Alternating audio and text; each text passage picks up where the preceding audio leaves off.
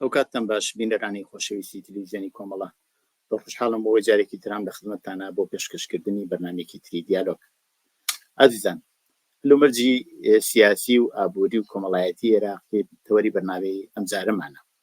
وەزعیەتی عێراق لە چه ئاستێکایە؟ ئایا سەقامگیری بەخۆیە گرتووە یاکو هەر ناسەقامگیرە؟ کێشەی حکوومەتی عێراق لەگەڵ وڵاتانی دراوسێ و هەروەها لەگەڵ ئەمریکا لە چیایە؟ شەڕی غەزە، شەڕی ئیسرائیل و فەلەستینیەکان چه تاسیرێکی لەسەر عێراق بووە؟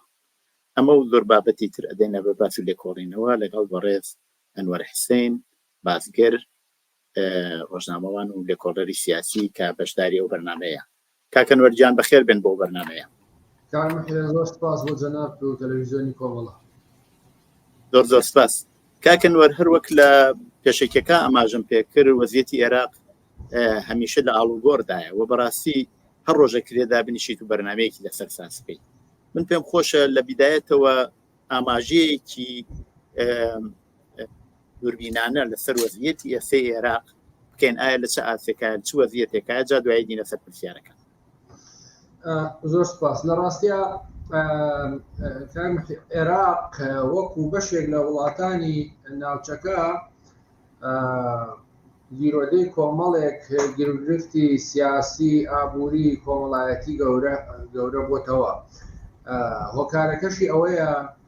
لە ڕاستیە عێراق بۆ خۆی خاوەنی سیادە و سەروەریەکی سربەخۆ نییە و کۆتۆتە بەرداشتی ململانەکانی نێوان تاران و واشنگتۆنەوە و لە هەمان کاتە بەڕاستی عێراق وەکو سیستەمێکی سیاسی بە معنای سیاسیەکەی دەوڵەتێکی کامل نییە. بۆ هۆی کە لە عێراقا میلیشیاکانن کە دەوڵەت بەڕێوە بن و بڕیاری سیاسی لەسەردەن و ئەم فرس حیزبایەتی کە لە عێراقا هەیە نەبووە هۆی دروستکردنی دەوڵەتێکی مۆدێرن و پلۆرال و دیموکراسی و سیستماتیزەکراوە. بە پێچەوانەوە بۆتە سەبەبی تێکدان و ئاژاوە و نائارامی و بەردەوام دروستکردنی قەیران. لە ڕاستیە عێراق لە دروستبوونیەوە وەک وڵاتێکی مۆزاییک و ناهۆمۆجین بەردەوام ئەم گرفتانەی هەبووە، بەڵام بە دوای ڕوخانی باسا ئەو نەزەریە و بۆچوونی کە پێی وابوو بە دوای کۆتایی هاتنی سیستەمێکی تۆتالیتاری دیکتاتۆرێتی بەعەزەتوانێ دەوڵەتێکی ئارام و دەوڵەتێکی بنیاد بنێ پێچەوانە دەرچوو و ئەوەی کە لە ماوەی 80 ساڵی حکمی سونیەکان لە دروستبوونی عێراقەوە تا ڕوخانی بەعز لە 2003ەوە لەمای ئەو 80 ساڵەیە چ کارەسات و موسیبەت و نەکبەتێکیان بۆ گەلانی عێراقێنە، شیعەکانیش لە دوای دەست بەکاربوونیان لە 2003ەوە بە هەمان موسیبەت و هەمان دەردەسەریان بۆ گەلی عێراق بەدیێناوە و نایڵن عێراق ئارام بێ و نایڵن ئەم دەوڵەتە بەناو عێراقە بکەوێتە سەر سکا بتوانێت دەوڵەتێکی سیستماتیزەکراو بێ. بەڵام لە هەر حاڵدا بەهۆیەوەی کە بەشێکی زۆری وڵاتانی منتقەکە بارودۆخیان خراپە، هێشتا ئێمە پێمان وایە عێراق بەم ڕێژەیە نیە. بەڵام لە هەمان خاتە لە هەمان حاڵەتە ئەوەی کە لە عێراقا بژێەوەی لە نزیکەوە لە عێراق بزانێ ئاگاداری بێ، ئەزانێ کام دەوڵەتە هەرگیز ممکن نییە بە دەوڵەتێ ببێ بە دەوڵەتێکی سیستماتیزەکراوی، دەوڵەتێکی موەسساتی سوپا ئینتیمای هەبێ و بتوانێت دەوڵەتێک بێ کە خۆی بەڕێوە بێت. لەبەرەوە جگە لە دەخالەتی ئەمریکا و ئێران کە دەخالەتێکی نابەجێی ناشەریفانەیە لە عێراقا بەڕێوەیە بن، لە هەمان کاتە میلیشیا شیعەکان بوونەتە موسیبەتی سیستەمە سیاسیەکە و گەلانی عێراق و ململانیەکانی نێوان شیعی و سنی و کوردی لە ناو سیستەمەکە لە جوگرافیایەکە کە ناوی عێراقا ئەم وڵاتەی بە دەرد و کارەساتێکی گەورە بردووە و ئەتوانم بە کورتی بڵێم کە حکومڕانی شیعە لە عێراقا حکومڕانیەکە فەشەلیەناوە و هەمیشە ئەمیان سپاردۆ بۆ ئەم سەرۆکوەزیران بەم سەرۆکوەزیران ئەم حیزب بۆ حیزب، بەڵام هیچیان لەو عەقڵیەتەدا نەبڕاون کە پێیان وایە مادام سونیەکان 80 ساڵ حکمی عێراقیان کردو ئەمان میژەبێ بە هەموو شێوەیەک ئەم 80 ساڵی داهاتوو کە بۆیان بگرێت حکمی عێراق بکەن و پێی خواست و بەرژەوەندە ئیدۆلۆژی و مەسەبیەکەیان و ئەمە گروپانی کە لە عێراقا هەن ئێستا لە هەر حاڵدا کە دوایە توانین باسی کەین ئارا و بیر و بۆچوون و تێڕوانینیان لەسەر بابەتەکانی پەیوەندی لەگەڵ ئەمریکا، پەیوەندی لەگەڵ شیعە و سوننە و کورد، پەیوەندی لەگەڵ هەرێمی کوردستان، پەیوەندی لەگەڵ وڵاتانی منتەقەکە، تێگەیشتنیان بۆ ئیدارەدانی دەوڵەت جیاوازە، بەڵام هەمویان لە واقعدا ئەمانە لەژێر کاریگەری تاراندان و لێەوە بڕیار وەرەگرن و ناتوانن هیچ هەنگاوێکی جدی بێن بۆ کە ئەم وڵاتە بەو هەموو داهاتەوە. بۆ معلوماتی جەنابەت کاک محیا مانگانە عێراق ڕۆژانە 3 ملیۆنی و بەرمیل لەو دەفرۆشێ کە داهاتەکەی 8 بۆ 9 میلیارد دۆلارە، کەچی جگە لە داهاتی فرۆشینەوە هیچ داهاتێکی تری نیە لە 2023 تا ئێستا نەیتوانیوە هیچ ئینتاجێک هیچ کارگەیەک بەرەم بێنێ. لەبەرەوە ئەم دەوڵەتە ئینتیزاری هیچی لێ ناکرێت کە بەرحاڵ و ئەم بارودۆخە نێگەتیڤ و پڕ ئاژاوە کێشەیە ڕنگدانەوەی هەیە لەسەر هەرێمی کوردستان، لەسەر ناوچە سوننی نشینەکان، لەسەر وڵاتانی منتەقەکەش. بڵێ پێش لەوە بچمە سەر پرسیارەکەم بینەرانی خۆشەویست ئاگادارەکەینەوە ئەم بەرنامەمان لەگەڵ کاکەنوەر لە دوو بەشە دیاری کردووە. ئەمە بەشی یەکەمە کە زیاتر جەختەخێنە سەر کێشەکانی ناو عێراق و وەزیەتی عێراق بەگشتی. لە بەرنامەی دووهەمە کە هەفتەی داهاتوو بڵاوە بێتەوە لەسەر مەسەلەی کوردستان بەگشتی قساکەین. طبعاً ئێمە تەسیراتی عێراقیش لەو مەسەرە بینین. کاکەنوەر پێتان وایە کێشەکە لەوە نییە کە ئەوەی وا ئێوە ئاماژتان پێکرد هەر لە بنەڕەتەوە دامەزراندنی عێراق دوای ڕووخاندنی سەدام بە پێی دابەشکردنی دەسەڵات بوو، یعنی دەسەڵاتیان دابش کرد. خواکرێ ئەوە بوو ترێکە ئەو دەسەڵاتانەی وا دابش کراوە هەرکامیکان نوێنەری لایەنێکن، نوێنەری خەڵکن. ئایا مەسەلەن ئەوە وایە مەسەلەن بڵێن ئەوەی وایە لەسەر کارە شیعەکان ئەوانە نوێنەری شیعەکانن، سنیەکان و ڕئیسی مەجلیسیان بەدەست بووەوە بینێکیش ڕیاسەتی مەجلیسیان لەسەندنەوە، ئەوانیش ئایا هەر نوێنایەتی هەموو سنیەکانەکەن و هەروەها کوردستانیش کە دوایە چینە سەریب لە بەشی دووەمە ئایا ئەویش هەر وایە ئەو دابشکردنی دەسەڵاتە پێتان وانە ئەوە هۆکاری سەرەکی ئەو کێشانەیە و وڵاتی عێراق تیاچەقیوە و هەر بەردەوامە؟ کامحیان کاتی دوای ڕووخانی ڕژەی باز 2023 بۆ چوونێک هەبوو کە عێراق بە مۆدێلیزەکردنی بە لوبنانیزەکردن بکرێت، ئەوەی کە لەوێش مەسیحیەکان و شیعە و سوننە حکومەتیان بەڕێوە برد و ئەمە مۆدێلێک بوو کە دەرکەوت ئەوە لە لوبنانیش فەشەلی هێناوە و ئەو پێکاتە ناومەجینە نەیانتوانیوە. لە شەرقی ئەوسەدا هیچ دەوڵەتێکی نموزەجێکی ئاوا نابینین کە بەم ستراکتۆرەوە بتوانێت حکومەتێکی باش و سیستەمێکی سیاسی باش بەڕێوە بەرێ. ئەوە ڕاستە لە سویسرا کانتۆنەکانی ئەڵمانی و فەڕەنسی و ئەوانە وەکو پێکهاتەی جیاواز توانیویانە سیستەمێکی کۆنفیدرالی یان فیدرالی گەورە پێک بێنن و بتوانن بە یەکەوە بونجێنەوە. هۆکارەکەشی ئەوەیەکە لەوێ دیموکراسی بەرقەرارە و باوەڕبوون بە دیموکراسی و بە مافی پێکاتەکان بەرقەرار. ئەمە حاڵەتێکی دریشی لە لە دروستبوونی عێراقەوە لە بیستەکانەوە عێراق هەتەم شێوەیە هاتووە، یعنی لە دروستبوونی عێراقەوە تا ڕووخانی بەعز بۆ 1000 ساڵ جەبری شیعە توانیوێتی ڕئیس وزەرا بێ بۆ مودەتێکی کەم. سوننیەکان ڕێگەیان بە کەس نەداوە، هیچ پۆست و دەسەڵاتێک نە بە کوردراوە نە بە شیعە. ئێستا شیعەکان هەمان سیناریۆ دووبارە ئەکەنەوە و ئەم پێکاتە ناومەجینانە لەبەر ئەوەی لە ڕووی سیاسی و فکری و کۆمەڵایەتی و مەسەبی ئەوانەوە بۆ چونی جیاوازیان هەیە و ناتوانن بە یەکەوە ئەم دەوڵەتە بەڕێوە بن. ڕاستە ئێستا سەرۆکی پەرلەمان سوننیە، سەرۆک کۆمار کووردە، ڕئیس وزەرا شیعەیە، بەڵام لە واقعدا ئەبێ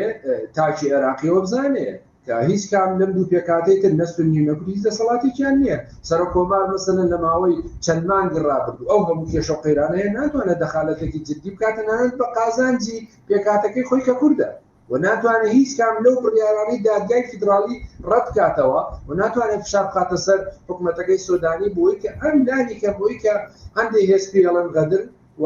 موچەی خەڵکی کوردستان وە کێشە سیاسی و ئابوووریەکان چارەسەر بکە. ئەوە مەسەلەن ئەوە کورد کە لە حکومەتا بەشدارە، سەرۆک کۆماری هەیە، جێگیری ڕئیسوزەرای هەیە، جێگیری سەرۆکی پەرلەمانی هەیە، چەند وەزارەتی هەیە و فراکسیۆنی جیاوازی هەیە لە ناو پەرلەمان. بەڵام هەموو ئەوانە نەیتوانیوە بچووکترین مافەکانی خەڵکی کوردستان بپارێزێت بە دەلیلی ئەوەی کە ئەوە نزیک بە 2 ساڵ لە دوای ڕاگررتنی نادنەدەرەوەی هەرێمی کوردستان لە دادگای پاریس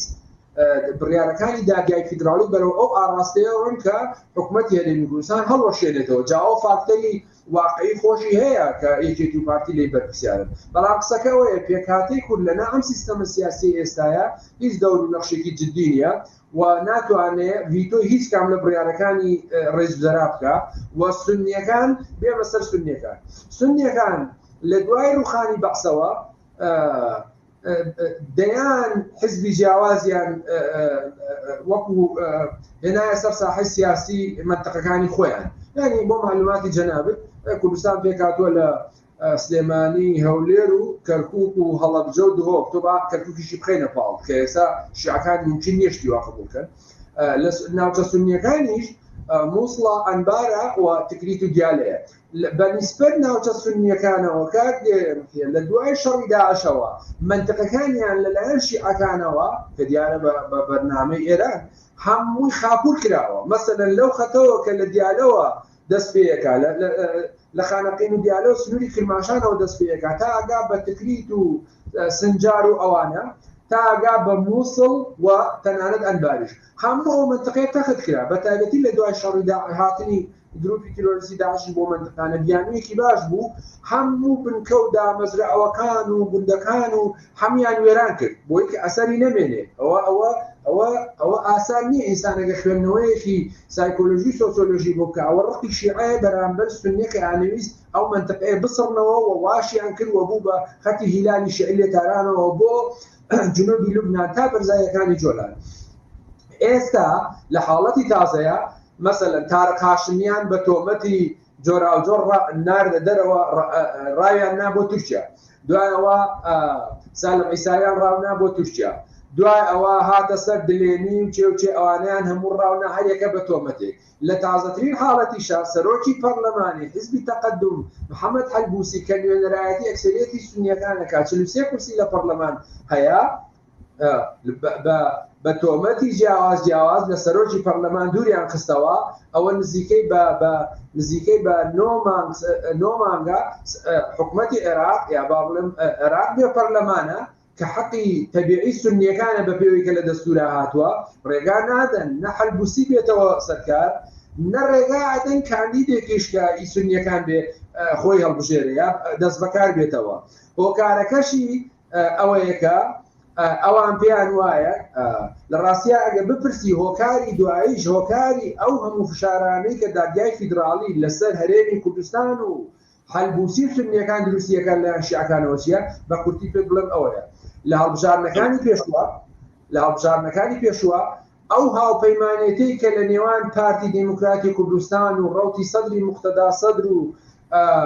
تەقەدومی حەلبوسی پێکات والحاصل کورد و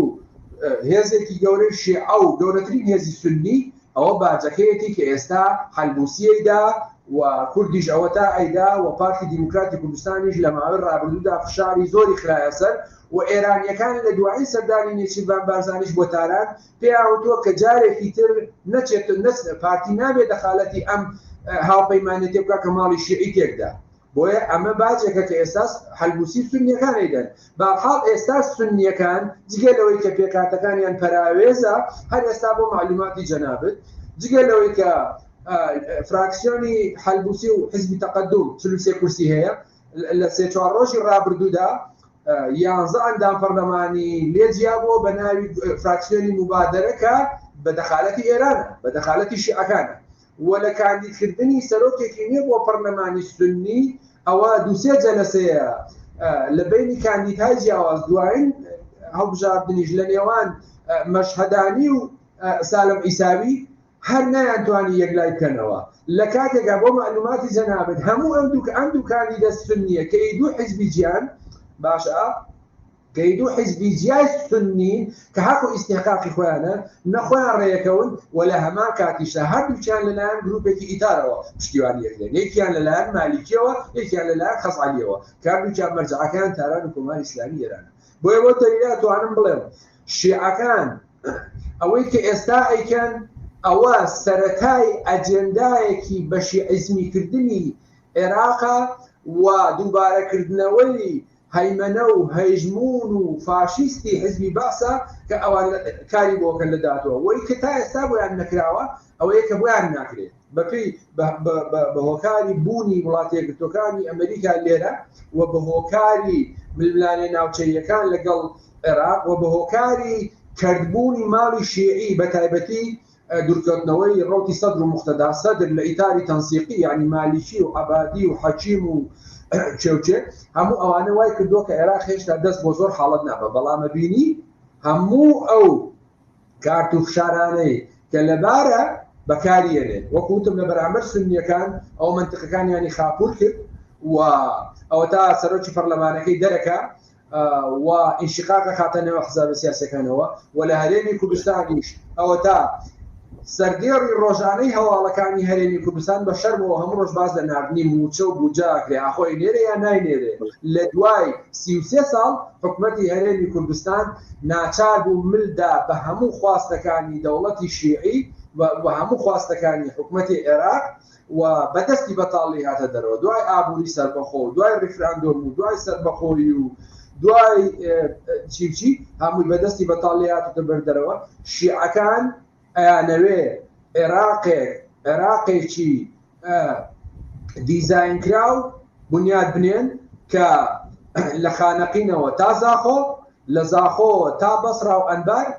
هجمونی شیعی و شیعیزمی بسروا به و اندو پیکاتی تر نشاشادوتو حکومت عراقی استا خەریکی ئەوەیە بە هەرێمی کوردستان دەڵێ نە سەرۆکی حکومەتتانوێ نە پەرلەمانتانوێ سەرۆکێکی هەرێم هەبێ و لەگەڵ ئەنجومەنی محافەزە بۆی ئەم هەرێمە بەڕێوە بەرێ و هیچ کاتی ڕێگای نەدا کە سونیەکان ببن بە خاوەنی هەرێمی سەربەخۆی خۆیان و تەنانەت ڕێگای نەدا بەسرا ببن بە هەرێمێکی سەربەخۆ بۆیە بە هەموو شێوێک هەوڵەدا ئەم هەرێمەش کاڵ کاتەوە کۆتایی پێبێنێ و ئێستا پاسەوانی سنووری نردۆتە سەر سنوورەکان هێزی پێشمەرگە ناتوانێت دەخاڵەت بکە ڕاستە کوردن بەڵام عراق پێی وایە ئەوە دوای ئەوە لە مەسەلەی ئاسمانی عێراقا لە مەسەلەی فرۆشتنی نەوتەوە نەوتەکەی ڕاگرتووە لە مەسەلە دیبلۆماسیەکانیشا لە دوایین سەردانەکانی مەسعود بارزانی بۆ ئەمریکا و نێچیت بان بارزانی بۆ دەرەوە حکومەتی عێراقی و شیعەکان گلەیەوەیان کردووە کە ئێوە حەقتان نییە ئەم جۆرە سەردانانە بەبێ پرسی حکومەتی عێراقی بەڕێوە بکەن لەبەرەوە پێم وایە چارەنووسی شیعە و کورد لەنا ئەم سیستەمە سیاسیەیە لەگەڵ بەهێزبوون و گەشەکردنی ئەم فکرە و ئەم بۆچوونانەی شیعەکان هیچ چانسێکی باشیان نییە. بڵێ ئێوە باسیەوەتان کرد کە وەزیەتی ئابووریەکەی هەر نەوتەم لە ڕۆژنامەی سەباح لە ڕۆژی دووشەمە نووسیوێتی کە ئابووری عێراق ڕوو بەرەو گەشە ئەڕوات.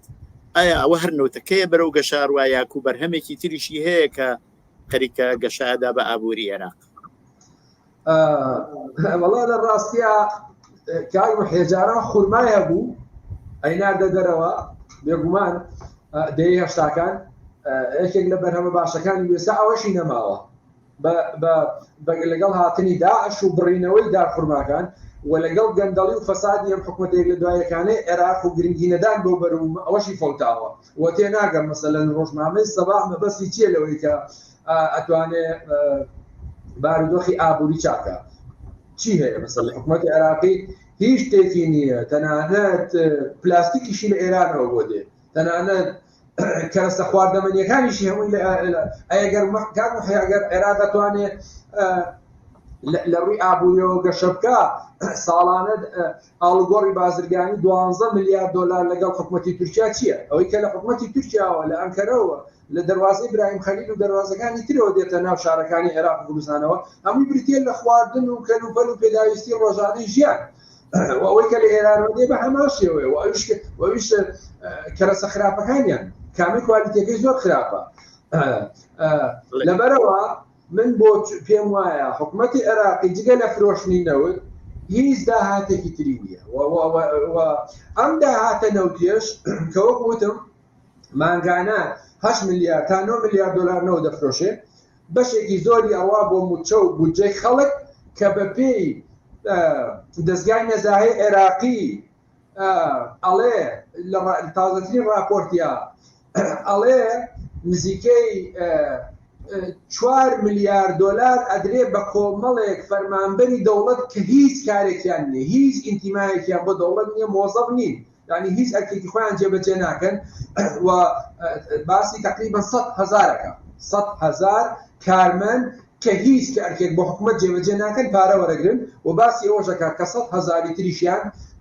دوو موچەیان هەیە کە ئەمە جۆرێکە لە گەندەڵی ئەوە بە شوێنی خۆی بۆفتێ دوای ئەوە بۆ معلوماتی جەنابن لە بودجە و میزانەیەکێک کە 2023 و 24 و 25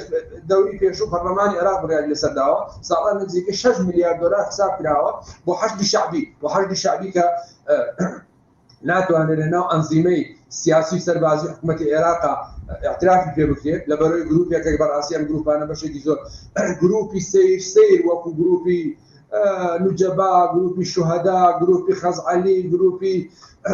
نازانم دیفاع لە قودس و فەلەستین هەموو ئەمانە پارە وەرەگرن و چەک و چۆڵ لە حکوومەتی عێراقی ئەسێنن بە زەبر بە فشار لەناو بودجەی عێراقا جێگای کراوەتەوە لەولاوە ئێستا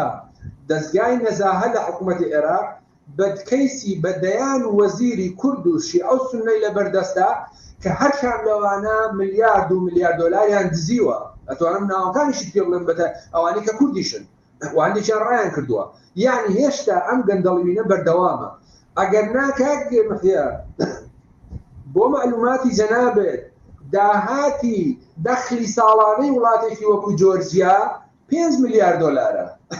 5 ملیار دلار بۆ بودجە و میزانیەکەی تەرخانەکە کەچی دەوڵەتێکی ئاسوودە و ئارام و گەندەڵیەکیان نابیندرێ مەسەلەن هێزی کار موجودە و خۆشگوزەرانی هەیە و کەچی لە عێراقا بەو هەموو ئیمکانێتەوە نەیتوانیوە نە ئارامی بۆ خەڵک دابینکە نە بژێوەیەکی ژیان نە تەندروستێکی باش یعنی لە تازەترین لێدوانیا سۆدانی بۆ سەردانی یەکێ لە پارێزگاکان ئەڵێ ئەبێ ئێمە کۆتایی بەوە بێنین کە حکوومەتی عێراقی 3 دەوام لە قوتابخانەیەکا بکرێت یعنی دیقەت بە هێشتا لەناو عێراقا 3 دەوام لە قوتابخانەیەکا ئەکرێت کە لە سۆماڵیش پشتیوانیە بەو هەموو داهات ئیمکانێتەوە بۆیە بە نەزەری من عێراق هیچ داهاتێکی نییە جگە لە فرۆشتنی نەوتیش بەشێکی زۆری ئەم میلیشیا جۆرانەی بن بەشێکی زۆری یەکەوێتە بەر هەڵنووشینی گەندەڵی ئەم سیستەمە سیاسیە و لەگەڵەوەشە مەسەلەن عێراق ئێستاش کات مەهەیە بەو هەموو ئیمکاناتەوە ناتوانێت چوار فڕۆکەی باشی هەبێ عێراق بۆ گەشت کە وڵاتەکانی تەنیشتی ئەوە قەتەرە ئیماراتە تورکیا لە ماوەی چەند ڕۆژی ڕابردوو تورکیاش و ئیماراتیش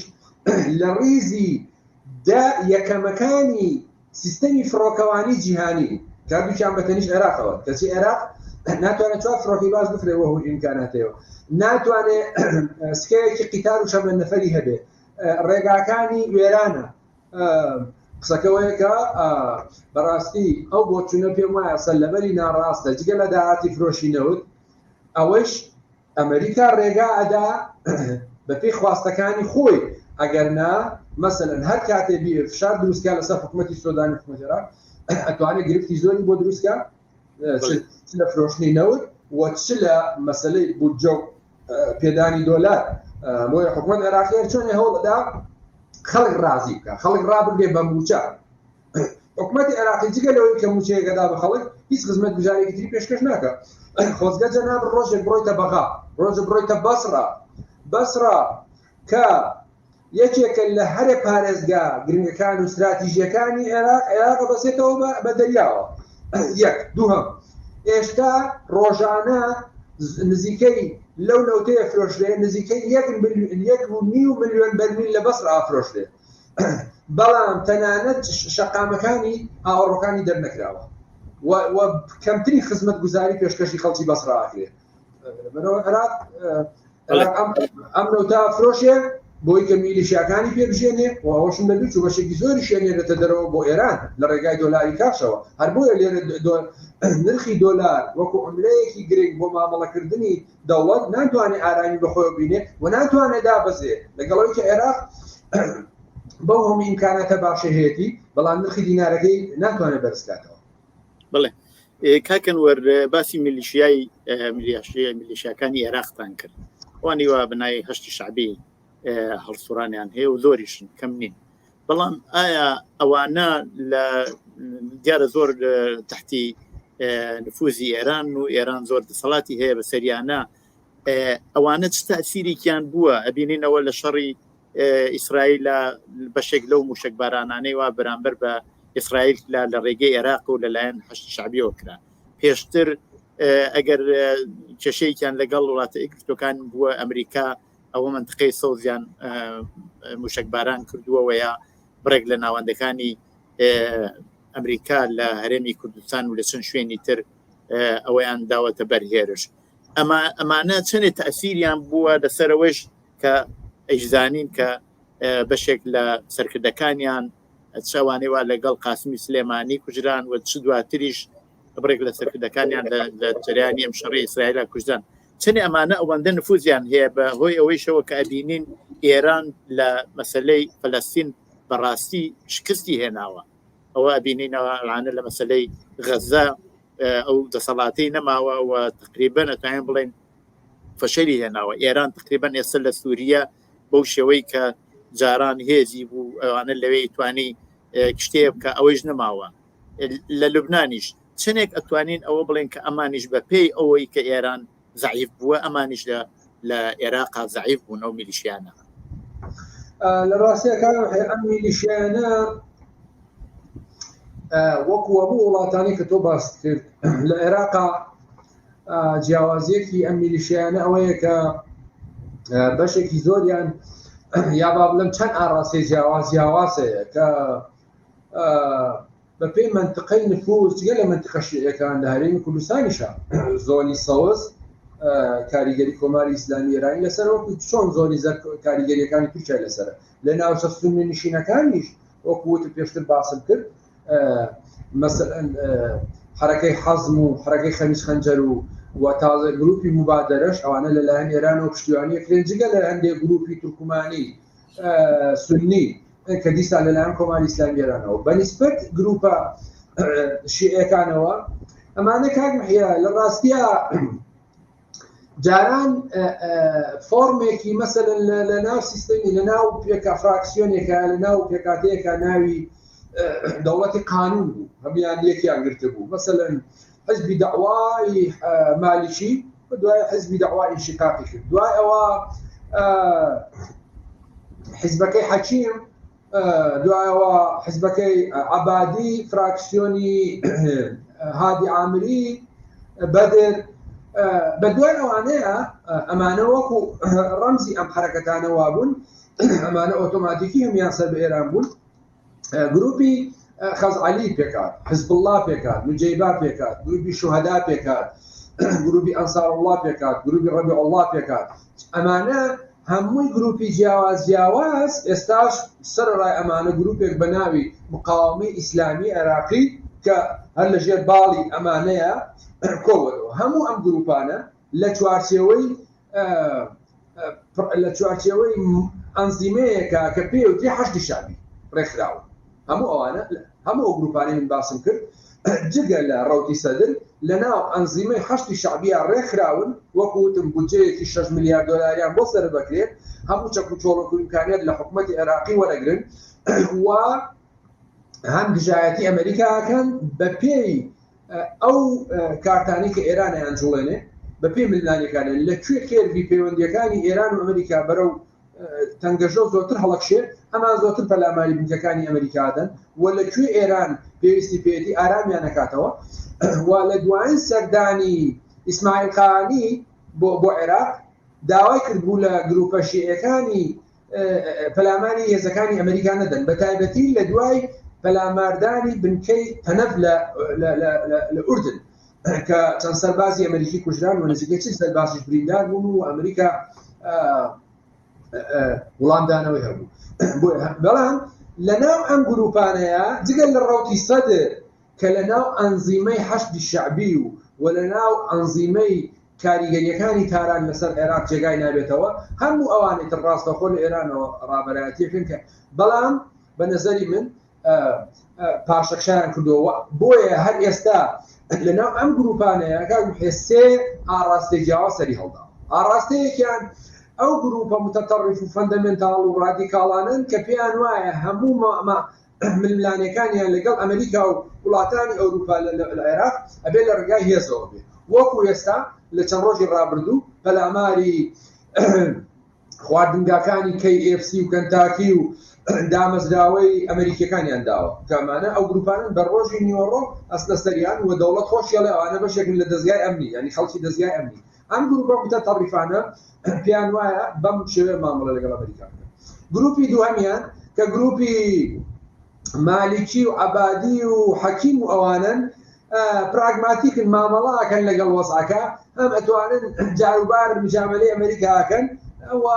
ئەتوانن داخوازیەکانی ئێرانش جێبەجێکەن گروپی سێمیان کە سودانیە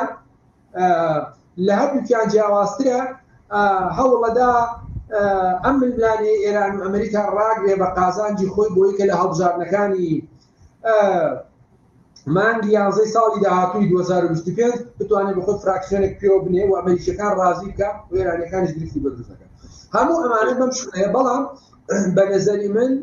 عێراق هێشتا هەر لەدەست ئەم گروپانەیە کار پێ بەڵام کاریگەری ئەو ڕووداوانەی چ ڕووداوەکانی وەکو جەنابەت باس کرد 7 ئۆکتۆبەری غەزە و حەماس و ئیسرائیل چ شەڕەکانی ئۆکرانیا هەموو ئەوانە کە کاریگەری نێگەتیفی لەسەر ڕۆڵی کۆماری ئیسلامی ئێران کردو لە منتەقەکەیە بێگومان کاریگەری لەسەر هەم حەشدی شەعبی و هێزە شیعیەکان لە عێراقەیە و هەم کاریگەری لەسەر حزب اللهی لوبنان هەیە و هەم کاریگەری لەسەر حوسیەکان هەیە و کاریوەک تۆوتت کاریگەری لە سووریاشەیە پاشەکشەی زۆری کردووە لەبەرەوەی ئێستا مەسەلەن پشتیوانەکانی ئێران بە تایبەتی مۆسکۆ ئەوەندەی سەرقاڵە بە ئۆکرانیاوە ئەوەندە پشتیوانی بەشار لەسەر گرفتەکان ناکە و لە ماوەی ڕابردوودا دەیان جار ئیسرائیل بردومانی بنکە و بارەگاکان و تەنانەت کۆنسوڵخانە و سەفارەتخانەکانیشی کرد بۆیە بە نەزەری من ئەوەی جەنابەت دەقیقە کە گروپە شیعیەکان لە عێراقیشا زەعیف بوون و ترسیان لێ نیشتووە بەڵام قسەکە ئەوەیە کە بەدیل چییە بۆ ئەم گروپانە بۆ ئەم میلیشیانە تا ئێستا بەدیلێکی واقعی نییە بۆ کارەکەشی ئەوەیە کە ئەم پێکهاتانەی تر نەڕەوتی سەدرێ ئەڵتەرناتیڤێکی جدی کە بتوانێت خواستەکانی خەڵکی عێراق جێبەجێکە وەنا سونیەکان و کوردەکانیش بەیەکەوە تەبان بتوانن مەسەر ئەم کێشانە چارەسەرکردن و ئەم گرفتانە حەلکرد بۆیە بە نەزەری من عێراق کانمیحە ئەگەر بپرسی ئەڵتەرناتیڤی ئەم ڕەوشە چییە زۆر کەس پێیان وایە ڕەنگە کودەتایەک ڕوودا لە عێراقا بتوانێت کۆنتڕۆڵی عێراق بکە ئەگەر نا زۆر زەحمەتە عێراق لەم نەهامەتیانەی ئەم گروپە شیعیانە و بەشە لەم گروپە تیرۆریستیانە کاک ئەنوەر دەنگی لە لای من نەما و با بزانین وەسعەکە چی لێ دێ کاک ئەنوەر باسی وەزیەتی گروپە شیعیەکانی کرد ئەوانەی حەشتی شەعبی و ئەوانەی کرد و هەروەها باسیەوەی کرد کە کاک ئەنوەر وازانم هاتیتەوە بۆ لامان کاک ئەنوەر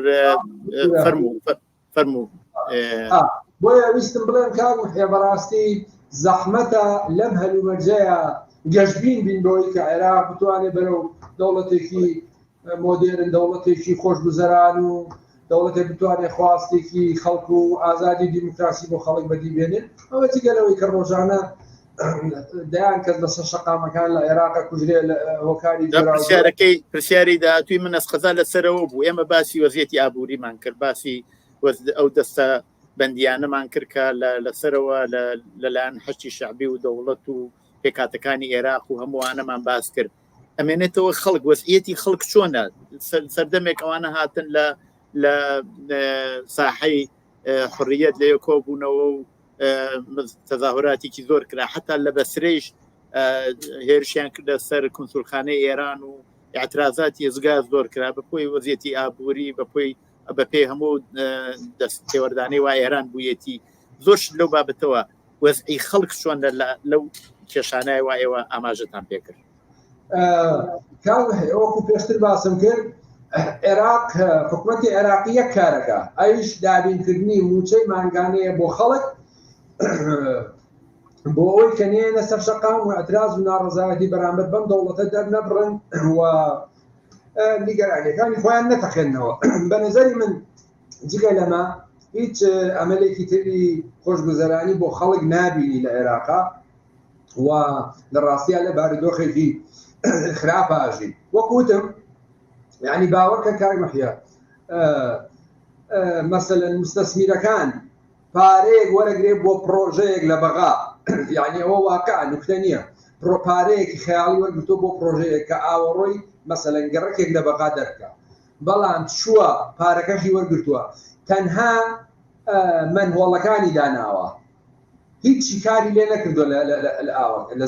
زێرا بۆ ئاوەڕۆکە پارەکەشی خوراوە کەسیش لێ ناپرسێت و مەسەلەن بەشێک هێشتا حکوومەتی عێراقی وەزارەتەکانی و داموداوەستگاکانی هێشتا لە بینای کرێ و لە بینای پاشماوەکانی حزبی بەعسن یعنی عێراق ئەگەر بیبینی ناتوانی باوەڕکەی کە ئەمە هی دەوڵەتێکە کە مانگانە بای 8 میلیارد دلار دەفرۆشێت بۆیە ئەعتراز و ناڕەزایەتی خەڵک لە شوێنی خۆیەتی وەکو ئەوی تۆ کردت لە گروپەکانی ئەو خۆپیشاندان ئەتراز و ناڕەزایەتیەکانی گروپی تشرین دوایی کە چوونە پەرلەمان بەداخەوە لەبەرەوەی هەم کەمی نەبوون و هەم کەوتنە بەردەم ئیمتیازی زۆرەوە خواستەکانی خەڵکیان بەلاوەنا و هەموو خەڵکەش کە شەهید کران و بوونە قوربانی لە ڕووداوەکانی تشرینە هیچ کەس لێ نەپرسینەوە و هیچ کەس سزا نەدرا. لەبەرەوە وەگوتم هێشتا بارودۆخی خەڵک لە عێراقا جگە لەو موچەی کە ئیدرێتێ بەراورد بە کوردستان باشترە هیچ چانسێکی باشی نییە و وەکوتم خۆی سۆدانی خۆیڵێ هێشتا سێ داوام لە قوتابخانەیە کاکرێت داوای لێبردن ئایا خەڵک ڕێکخراون یا هەر ڕژوو بڵاون و هەر کاتێتر فشارەکە لە حەد تێپەڕ ئەبێت دێنە سەر شەقام و ئاعتراض دەکەن ئایا هیچ ڕێکخراوێک سندیکایە نازان اتحادیە شتێکی ئەوە لەناو ئەو خەڵکا هەیە کە بتوانێت ڕێبەرایەتیە بکە بتوانێت لە خەر داخوازیەکانیان بێنێت و مەترحی بکات و پیشان بدات ئایا شتێکی وا هەیە هەر و خەڵکە پراوێزخراون و کە ئەم ئەبینی جاجار ئیتر شاریان بۆ دێت و دێن و یا بە موچەیان بنەوە بۆ ینی ئەحزابی سیاسی لە عێراقا خواستی ئەوە نییە کە ببێ بە ئالتەرناتیڤی ئەم سیستەمە خواستی ئەوەیە خۆی دەسەڵات بگرێتە دەست ئەوە یەک دوو هەم بەڵێ بێگومان گروپهای زۆر هەن بە تایبەتی گروپی سندیکالیستی لە بەغا و بەسڕا و ناوچەکانی جنوب گروپی سندیکالیستی و گروپی چەپی زۆر بەهێز هەن یعنی بەبەستمەوە بە ئیمان و بە باوەڕ بەڵام ئەمانە گروپی گەورە نین و بەتەنیا ناتوانن لە بەرامبەر ئەو هەژمونە ئیدۆلۆژیە مەزهەبی کە شیعە بڵاوی کردوتەوە کاریگەری جدیدانن وەکوتم ڕەوتی سەدر کە بە حساب بەهێزترین هێزەکە ڕوبەڕۆی ئەنبا بڵم ڕخنێ لە دەوڵەتی عێراقی هەیە وەختێگە مایبینی هیچ جیاوازێکی نییە لەگەڵ حیزبی داوا و حزبەکەی حەشیم و حزبەکەی عەبادی هیچ جیاوازێکی نییە لەگەڵ حەشتی شەعبی یعنی مامەڵاکە بە خواستەکانی خەڵکەوە بە هەزاران کەسی لێ کوژرا لە خۆپیشاندانەکانە بەڵام ئێستا مەسەرەن وەکو مالیکی بیرەکاتەوە کاڵای بەهێزەکانی ئەمریکا دەرکرێن و کاتێک کە پەلاماری خواردنگاکانی کەنتاکی KFC درێن پشتیوانیان لێەکە لەبەرەوە ئەمانە ناتوانن بن بە ئالتەرناتیڤ وەی کە تۆوتت خەڵکی سادە و خەڵکی ئەوام لەم دەسەڵات و سیستەمە بەڕاستی وەڕزن هەر بۆیە کاک مەحیاد دلیلم بۆ ئەم قسەیەم ئەوەیە بەشداری خەڵک لە پرۆسەی هەڵبژاردنە لە عێراقا هەندێک جار لە 130 زیاتر تێناپەڕێت بە تایبەتی لە ناوچە شیعەنشینەکان کە زۆرترین دەسەڵات و ئیمکاناتیان بەدەستەوەیە و زۆرترین ڕەشوا ئەدەن بە خەڵک و زۆرترین پارە ئەدەن بە خەڵک و زۆرترین چەپوچۆڵ بە دیاریە دەن بە خەڵک و زۆر امتیاز دەن بە خەڵک کەچی لە عمقی منتیقا شیعەکان لە دوایین هەڵبژاردنە بەشداری خەڵک ناگاتە 27 ئەو دەلالەتە لە چی لە دەلاوی دەلالەتە خەڵک لەم سیستەمە ناڕازیە دەلالەتە لەوەی سیستەمی حکومڕانی شیعەنەکە لە منتیقەکە لە عێراق فەشەلی هێناوە، بەڵام بە زەبروزەنگ، بە فشار، بە قەتڵوعام، بە زیندان، بە کوشتن، بە تۆمەت دروستکردن ئەوە لە شوێنی خۆی لە ماوەی ڕابردوودا ئێوە بینیتان چەند کەسانێک لە یوتیوبەر و تیکتۆکچی و خەڵکانی مۆدێلیستی ژنوپیان کوژران بە دەلیلی ئەوەی کە ئەمە ڕێگا نادەن بەرتەسکردنەوەی سنوورەکانی ئازادیە و لە ماوەی ڕابردوودا هەڕەشیان لە چەند ئەندام پەرلەمانی سنی چێوچێ کردووە کە ئەبێ یان مەسەلەن تەییدی ئەو بڕیارانە بکەن یان مەسەلەن تووشی هەڕەشا بن و لەگەڵەوەشا دادگای فیدراڵی وەکو دادگایەک کە کۆی سیستەمەکە لە ژێر دەسەڵاتیەوە بە ئارەزوی خۆی بڕیارەدا مەسەلەن هەر کەسێک لە کوردستانەوە بڕاستکاڵایەکی هەبێت دادگای فیدراڵی کەسێکی بۆ کاتەوە و خەریکی هەبێت وەکوی کە عێراق خۆی شانی شەریف بە هیچ گرفتێکی نەبێەوە دەوڵەتێکی مۆدێلی زەکراوی دەوڵەتێکی موسەساتی مەزبوط بێت بە نەزەری من هێشتا بەڕاستی کاک محمەد چارەنووسی خەڵک لەبەر دەم ئەم سیستەمە سیاسیە مەترسیدارە و وەکو وتیشم شیعەکان کە حاکمڕانی عێراقن چاوەڕێی هەلومەرجێکی باشترەکەن کە بتوانن پایەکانی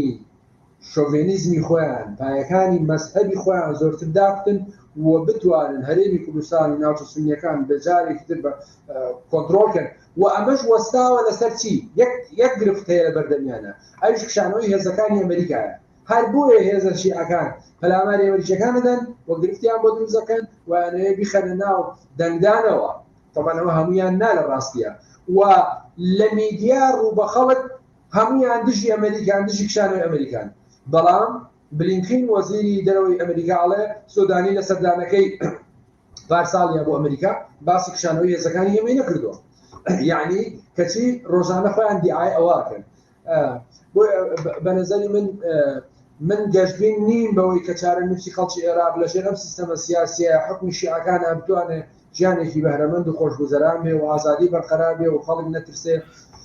و ڕێکخراوە سنفی و سەنعەتیەکان توانن چالاک بن هیچی ئەمانە بەم زوانە ئومێدێکی لێ ناکرێن ماعەدا ئەوەی زروفێکی مەوزوعی گرنگ بێتە پێشەوە ئاڵوگۆڕێکی زۆر ڕوودا کە بتوانێت عێراق لەم نەهامەتیانە ڕزگارکە ڕاستی ئەمە ڕێگە تا ئالتەرناتیڤ بێت. کاتم زۆر نەماوە زۆر بە کورتی عێراق بەرەوکوێ چێت ئایا هەر بەو شێوە ئەتوانێت درێژە بە دەسەڵاتی خۆی بدات یاکو ئەوەی ئەو دەسەڵاتە پەیوەندی بە وەزیەتی ئێرانەوە هەیە چونکە بینین لە ئێرانیشا وەزعەکە لە ناوخوا زۆر ئاڵوگۆڕی تایە شۆڕشێکی بەرین لە ئێرانە لە ئارادا بووە هەر هام کاتزانیت کە حکوومەتی ئێران داڕماوە نەیتوانی بە دەسەڵاتی خۆی درێژە بدات ئەو چوارچێوەی ئێرانیش لە ناوچەکەیشە زۆر کەس بووە بە پێی ئەوانە حکوومەتی عێراق بەرەوکوێ چێ ئەگەر بڕیاریش بدەن ئەمریکایەکان لە عێراق نەمێن بەڵام بە کورتی کاتم زۆر نەماوە دقیقا چارەنووسی ئەم حکوومەتەی شیعیزمی عێراقی بەسراوە بە چارەنووسی کۆماری ئیسلامی ئێرانەوە ئەوە دقیقە ینی لەگەر هەڵ ئاڵوگۆڕێک لە تاران ئەم حکوومەتە ئۆتۆماتیکی شتزێنی و کۆتایی پێدە ئەم حکوومەتی شیعی ئەم دەسەڵاتێکە هەیە بۆیە ئێمە چەند هەوڵە بینین مەسەن هەوڵێکی محەممەد شیع سوودانی سەرۆکوەزیرانە بینین ئێستا کە ئەیەوێ لەم تەڵەزگەیە لەم منلانێ مەسحبی شیع ئەو ئێران و گرفتانە نەجاتی بێت بەڵام ڕێگای پێ نادرێت و ئەزانێت کە مەترسیدارە مجازەفە ناکە بە ژیانی خۆیەوە بەڵکو چاوەڕێی هەلومەرجێکی ئاڵوگۆڕێکە کە بێ ئەگەر نا ڕەنگە کەسایەتێکی وا بتوانێت حکومەتێکی تەکنۆکراتی باش پێک بێنێ بەڕاستی ئەوە خاڵێکی تری شێوەیە کار وحەیە لە حاڵەتی خشانەوەی ئەمریکا لە عێراق ئەوەی کە ئێستا حاکمیەتی کۆماری ئیسلامی ئێران بەسەر عێراقەوە دە بەرابەرە بێ وەکوتم دەزەگرن بەسەر هەرێمی کوردستان و ناوچە سونیشینەکانیش وەلا ئەم کاتە بڵێم کە کاگێمە هەیە ئەمریکاش زۆر ئومێدی نەماوە زۆر پشتیوانی حکوومەتی هەرێمی کوردستان و هەولێر و یەکێتی و پارتی ناکە وەنیگەرانە لیان بە تۆمەتی دەستا و دەستنەکردنی دەسەڵات، بە تۆمەتی دواخستنی هەڵبژارنەکان، بە تۆمەتی گەندەڵی، بە تۆمەتی یەکنەخستنی هێزی پێشمەرگە، هەموو ئەوانە وای کردووە لە پشتیوانیکردنی هەرێمی کوردستان دەست بەردار نەبێت، دەستی بەرنەداوە، بەڵام سار بۆتەوە و لە هەمان کاتا ئەو ناومێدەی بەرامبەر سونیەکانیش هەیە کە ناتوانن یەکگرتوو بن و ناتوانن پارێزگاری لە خەڵکی خۆیان بکەن و تەنانەت یارمەتیدەری هاتن و مانەوەی داعشیشن لە منتەقەکانی خۆیان. هەر بۆ معلوماتی جەنابەت ئێشتا داعشگەرای گەورەی هەیە لە مووسڵ و ئەنبار و تفریتوانە. بە نەزەری من کشانەوەی ئەمریکا ڕەغمی ئەوەی کە ئەمریکا نەیتوانێت ئۆفریار ڕاست بێت لە عێراق وە شکستی هێناوە لە بەرامبەر سیاسەت و فشارەکانی ئێران و شیعەکان، بەڵام لە هەمان کاتا بەجێهێشتنی عێراق لەلایەن ئەمریکاوە لە حاڵ هاوشێوەی سۆماڵ یان ئەفغانستان لەمە زیاتر نابێت و کارەساتی گەورە بەڕێوەچێ لەلایەن شیعەکانەوە. بەڵام قسەکەوەیە کە بۆ خۆتان نەزانن زروفی مۆزوعی لەگەڵ هەموو ئاڵوگۆڕانەی کە لە منتەقەکەی شەڕی غەزە و شەڕی ئۆکرانی و رووسیا ڕەنگە ئاڵوگۆڕی تریش ڕووبدا، کام ئاڵوگۆڕانەی هیوادارین بە چانسی خەڵکی عێراق بتوانێت بێتە پێشەوە و خەڵکی عێراق لەو هەموو نەهامەتیەی ئەم 100 ساڵەی ڕابردوو نەجاتیان بێ. بڵێ کاک ئەنوەرگیان زۆر سپاس بۆ بەشداریتان لەو بەرنامەیەدا. هیوادارم بتوانم لە بەرنامەی داهاتووە کە زیاتر جەختەخێنە سەر مەسەلەی هەرێمی کوردستان